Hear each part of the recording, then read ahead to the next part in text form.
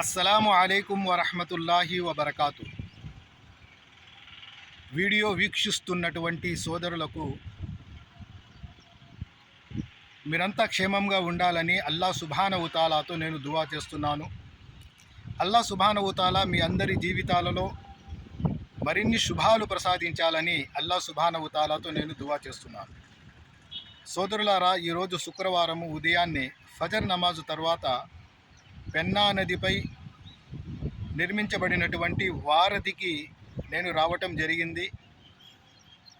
ఎందుకంటే ఉదయాన్నే ప్రకృతిని వీక్షించడానికి, సృష్టికర్త అయినటువంటి దైవం ఈ సృష్టిని ఏ విధంగా సృష్టించాడా అనేటువంటి విషయాన్ని తెలుసుకోవడానికి, ప్రకృతిని వీక్షించడానికి అల్లా యొక్క ఆయతులు, ఆయన సూచనలను చూడటానికి గాను నేను ఇక్కడికి రావటం జరిగింది.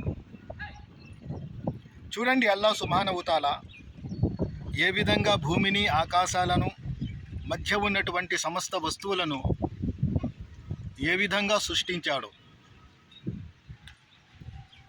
అల్లా యొక్క సృష్టిని మీరు చూడాలి అంటే, అల్లాహ్ యొక్క సూచనలు మీరు చూడాలి అంటే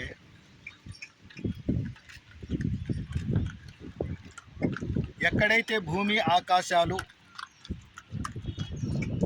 కలుసుకునే విధంగా కనిపిస్తాయో ఆ ప్రదేశాన్ని మీరు ఒకసారి చూడండి అని అల్లా సుబ్హానహు తాలా ఖురాన్ గ్రంథంలో తెలియజేస్తున్నారు. అల్లా యొక్క సూచనలు మీరు చూడాలి అంటే ఒకసారి భూమి, ఆకాశాలు కలుసుకునేలా కనబడే ప్రదేశాన్ని ఒకసారి చూడండి. మరియు మీలో మీరు ఒకసారి చూడండి, మిమ్మల్ని నేను ఏ విధంగా సృష్టించాను. సుబ్హానల్లా. అల్లా సుబ్హానహు తాలా మానవుణ్ణి మాతృగర్భంలో 3 చీకటి పొరలలో సుబ్హానల్లా తాను కోరిన రూపంలో మమ్మల్ని సృష్టించాడు. మరియు అల్లా సుబ్హానహు తాలా మానవుడిలో ఎటువంటి మెకానిజాన్ని పెట్టాడు అంటే సుబ్హానల్లా,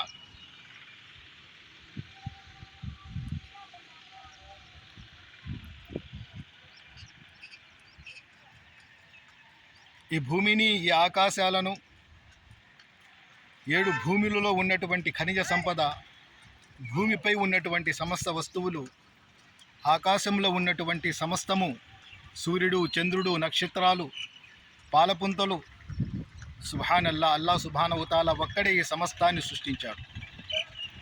ఈ సృష్టించడంలో అతనికి ఏ విధమైనటువంటి పార్ట్నర్లు కానీ, భాగస్వాములు కానీ లేరు. అల్లాహు అక్బర్. ఈ సర్వ సృష్టిని, అండపిండ బ్రహ్మాండాన్ని సృష్టికర్త అనేటువంటి దైవం ఒక్కడే సృష్టించాడు. మరియు మానవుణ్ణి మాతృగర్భాలలో 3 చీకటి పొరలలో సుబ్హానల్లా తాను కోరిన రూపంలో మమ్మల్ని సృష్టించాడు.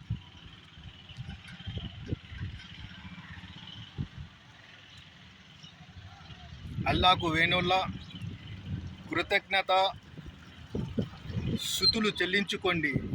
ఎందుకంటే అల్లా సుబ్హానహు తాలా మనల్ని సృష్టించి మాకు ఉపయోగపడే విధంగా ఈ భూమిని, ఆకాశాలను సృష్టించాడు. ఈ భూమి, ఆకాశాలు ఉన్నటువంటి సర్వము మానవుడి కోసం సృష్టించాడు. కానీ మానవుణ్ణి తన ఆరాధనకై సృష్టించుకున్నాడు.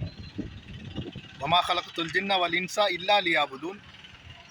మేము మానవులను, జిన్నాతులను సృష్టించడానికి గల కారణం కేవలం సృష్టికర్త అల్లాహ్ను మాత్రమే ఆరాధించడానికి. దురదృష్టవశాత్తు ప్రాపంచిక జీవితంలోకి ప్రవేశించిన ఈ మానవుడు ప్రాపంచిక హంగు ఆర్భాటాలకు, స్వల్పమైన సుఖాలకు ఆకర్షితుడై తనను సృష్టించిన నిజ సృష్టికర్తను మరిచాడు. తను అనుసరించవలసినటువంటి నిజ ధర్మాన్ని విస్మరించాడు.